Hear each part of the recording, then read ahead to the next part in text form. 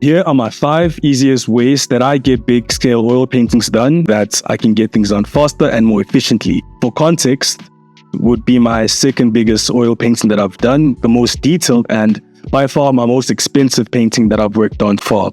And by doing this, I have come up with hacks and shortcuts that I could use to share with people who would like to consider working on big scale oil paintings, making it more efficient and making things get done as fast as possible. This painting is actually behind me right now. It's quite big, that's why it's not in the frame at the moment. But with these steps, I could save a lot of time when you are considering doing large big scale oil paintings, if you're not a fan of the quick drying acrylic as a medium. With that being said, let's get right into the video. I'll show you how that's done. Let's go.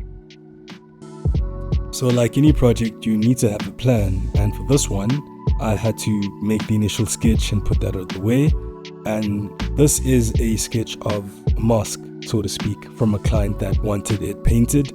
It's a mosque that is in Turkey, unless I stand corrected. Basically, I think it's called the Blue Mosque, located in Istanbul. Yeah, you can do your own research. You want to actually find out what it is exactly. But yeah, he wanted me to paint this, and I had to make sure to have meetings with him to know that what to focus on, and go over different versions of the mosque that he painted, so that we are on the same page going forward. So the first initial stage of this whole project was the first communication and testing out different types of concepts before I actually dived into it. Then I obviously worked on the sketch ahead of time to make sure that I have a structure to work on. This took a bit of time, and weirdly was a bit painful on the shoulders, because I had to go across different sections of the actual painting to make sure that I cover as much area as I could.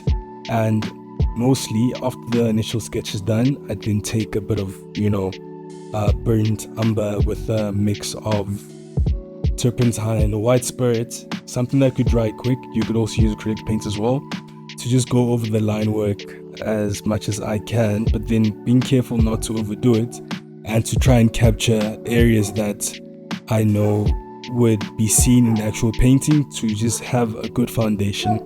So yeah, this is the first step, having a plan before doing anything. The next step is covering the basic areas with similar colors that you do see in the actual piece. I think I've gone over this process from my previous videos, but initially, after you have your structure done and ready to paint on, after it's fully dried, you then go back and then you paint basic colors on top of each and every layer.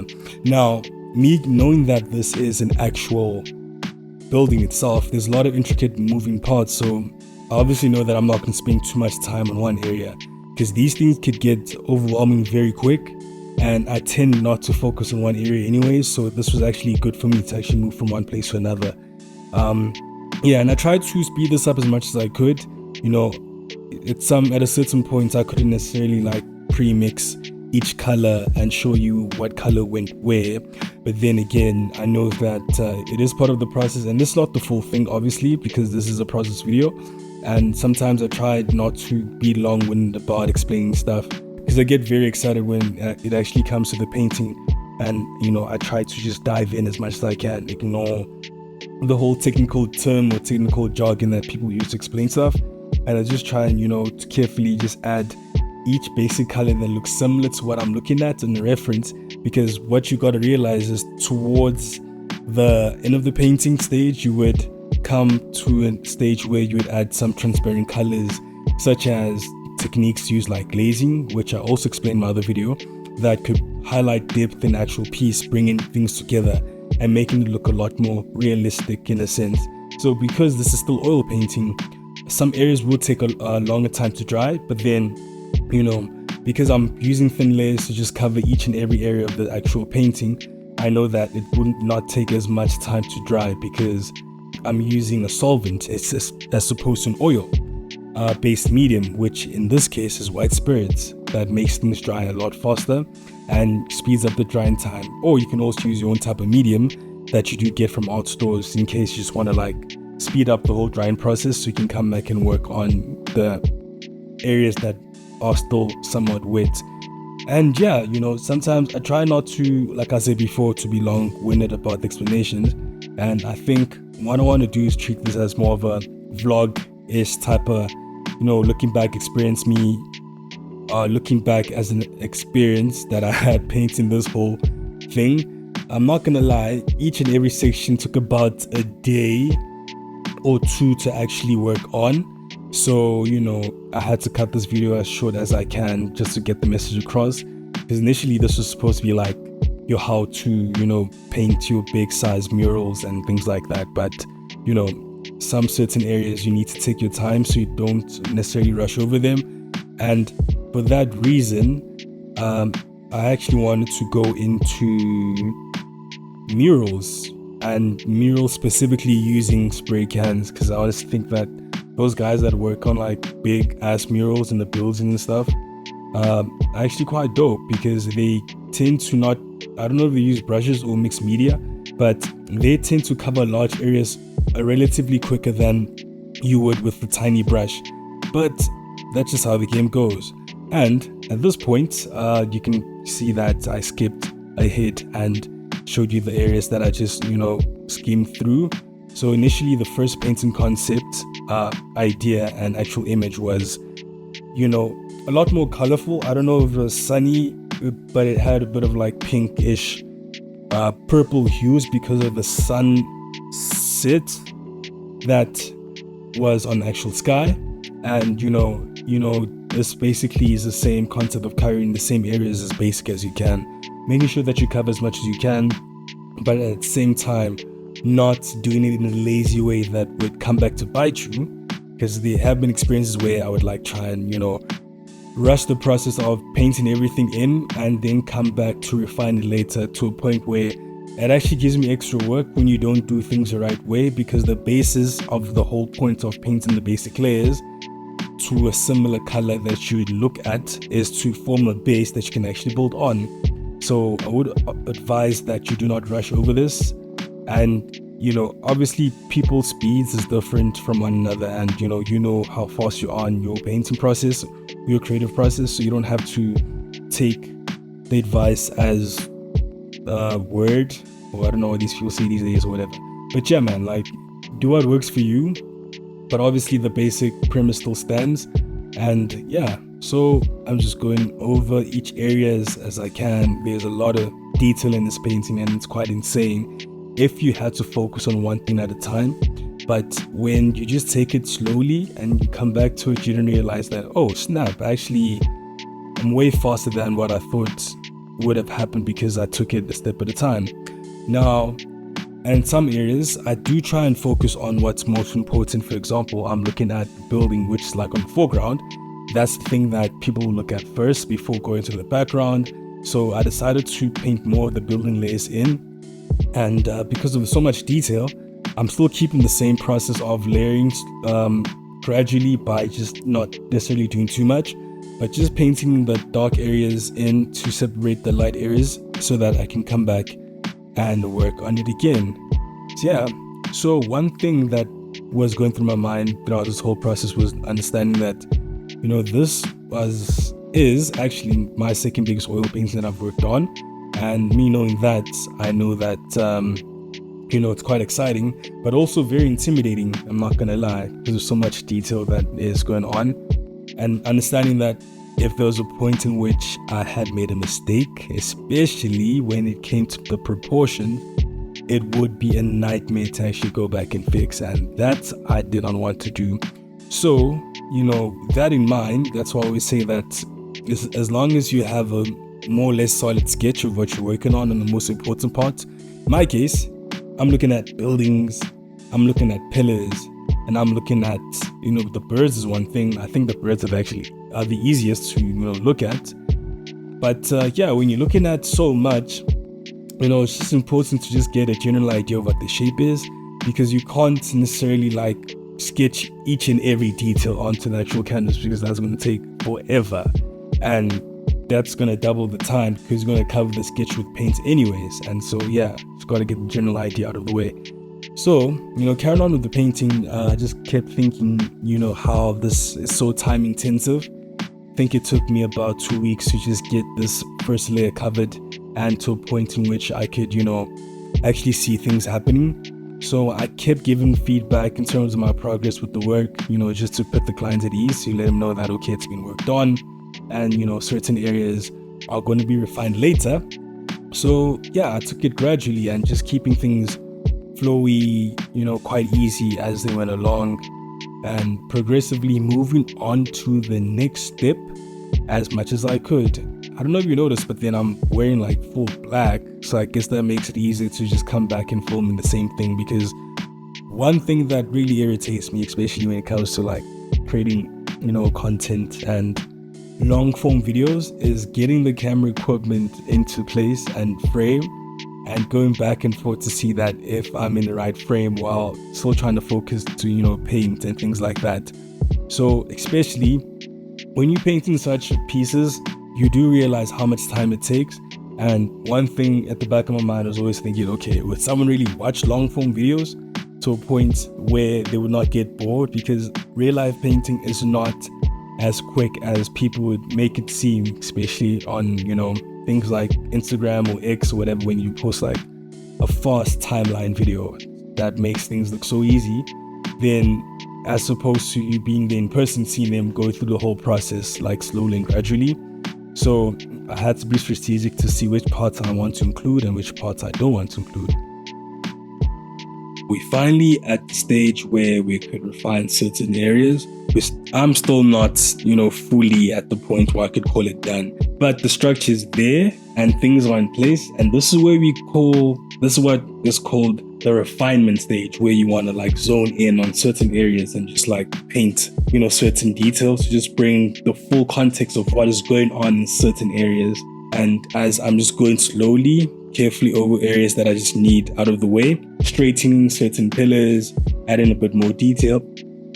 This would be one of the last stages that you would approach, especially on any given painting. This is basically the detailing phase, where you're just pushing colors in, bringing colors out, adding a couple of touches to make things stand, like certain highlights and etc. I'm not necessarily going to talk too much about this point because I think I have regurgitated information about how paintings work and things like that. But I'm trying to make this video a bit different this time around, as I did say that yes, you would be getting tips, and those tips I'll mix in and give like, I don't know if timestamps would make sense, but this is more of like a vlog type rant review of what I had just done, because I'm pretty sure you could just have a general idea on how paintings work to a certain extent. Yeah, this is the detailing phase, just moving from one area to another, adding details, just seeing how they build up to bring more context. This is a lot of detail, you can get overwhelmed. And I would advise, just to leave your painting behind when you do have the time to take breaks, and take as many breaks as much as you can and come back to it and see how things work together.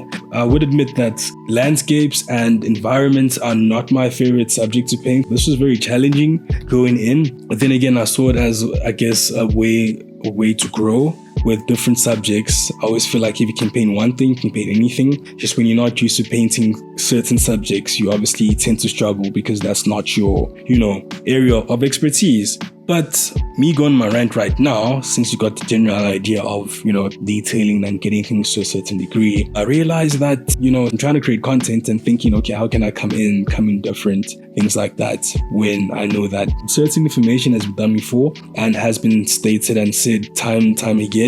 And what are the chances that necessarily going to hear my advice in a different way that would make sense to them, that could possibly help? There's a saying, well, I don't know who said this, I don't know if it was Alex Hormozy or whatever, but then he was like, you don't necessarily need to learn too much information because certain things have already been said. You just have to do it. And this is the same case for anything that has to do with acquiring any type of skill, where you would have to apply your knowledge on a daily basis.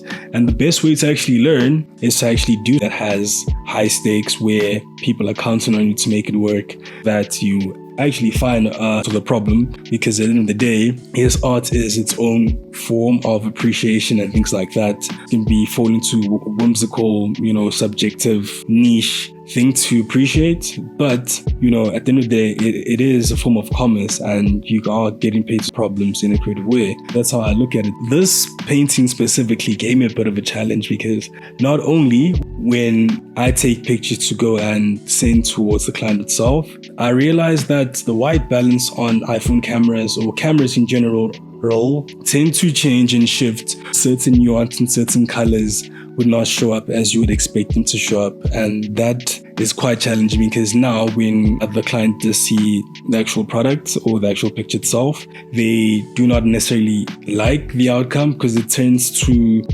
over sharpen certain areas. I don't know if you guys have had the same experience when if you are working on when you take a picture of it, no matter how much you edit it, it's really hard to imitate what it looks like in real life. I guess the real life version is always best. Right now, this is the end of it. I swear this painting had different that it's gone through in terms of color changes, all because of what I had just said with, using photo references to share with the client themselves and them not necessarily seeing the full depth and nuance of the actual painting itself. I settled on, let me just go and show them what it looks like. They see what it actually matches the reference, and the reference this time was from ChatGPT, which was a bit of a problem because photos that are taken and actual paintings differ in terms of light. That can cause a bit of a problem, but thankfully I had that aspect out, and it's much better to show your client or the working with the actual reference, and especially if it differs completely from the actual image when you do send them as a photo reference. Yeah, here you go. This is supposed to be a sunset painting of the mask in question that I had spoke about earlier, and I found the same similar struggle when editing the video and putting the clips together because I could never really get the exact color reference that I do see in real life. For example, when you are looking at this painting, this looks a bit contrasty depending on how you look at it, and bright colors and etc. But in real life, the painting's actually a lot more subtle, a lot more natural, and mimics more sunset than, I think this is noon. Yeah, even putting the actual clips together, the white balance was off. Maybe color grading, maybe it's not. Maybe I need to change scenes in the studio or change studio lighting. But then I did research, and apparently they did say that when you use certain lights that are 1000 Kelvin and different, types of light give different types of effects when it comes to taking content and videos and pictures and things like that. For example, if you are using more of a brighter reddish light or warmer light, you tend to get warmer colors that aid with the lighting environment. Or when you do use certain white lights, blue lights, you tend to get colder colors, and that could affect the outcome of the actual painting. Anyways, here's the painting. This is what it fully looks like. It was a battle, I am not gonna lie, and only because of the issue of sending images that did not necessarily look like what it was in real life. At a certain point, I decided to stop, and I decided to, schedule a meet with the clients and show them if they actually see the full beauty and nuance of the actual painting, and then it would be seen on the picture. Right now, I don't know if there's a way to actually bring the full realistic version to it. Maybe not, depending on when I do timestamp the next video I do upload. But yeah, this is the full context of it. I think I have said in the previous videos below, you just have to keep going and be very patient, because things can tend to be a bit crazy, especially when commissions are involved, because at the end of the day, your customer service levels have to be like on a high. But I can say it's very satisfying taking down this big, and it being one of the biggest paintings I have worked on. It took a lot of paint. When I thought I'd probably have paint left behind, because oil paint's quite expensive, I was surprised. This took a lot of paint, and yeah, man, it was worth it, I guess, as long as it's in the right space and being appreciated for what it is. I'm happy. Yeah, man, this is where we at. So my conclusion of the whole process behind creating this large-scale oil painting is that 1, patience, 2, you have to be persistent, and 3, feedback is very important, especially when you are dealing with a client, because they have the final say in terms of where it is going. And I've also found out that when you do take a picture or video of an actual painting, it doesn't look the same when you bring it in real life. So there are times in which I had to take this painting towards my client's place so that they could see that it closely matches the reference in person versus when I had sent the picture, because apparently phone cameras over-process pictures when you do take them. So I think if you can, as an option, you can take the actual painting to the client so that you save you lots of time with revisions and especially going back and forth and overworking a painting to a point of no return, which is the worst case scenario, or gets to a point where you aren't necessarily working with an accurate representation of what the painting looks like. So that kind of sucked for a bit, but I had to do that so I can save a lot of time in the future. But thankfully, I'm done. This is where the painting is right now, and I'm still pending, waiting on feedback as to where I should go with this. But the bulk of the work has been done, which is the most important thing. And with that being said, I'm going to be jumping back to creating my own projects and personal works, things like that. That has been quite exciting so far, and I'm looking forward to that. So with that being said, I would love to see your comments, your feedback, and what videos you'd like me to work on next. I hope this video helped you, or at least steered you in the right direction. I'll see you when I see you. Bye-bye. Till next time, till the next video. Peace. Have fun, keep creating all the shebangs, all the good stuff, whatever.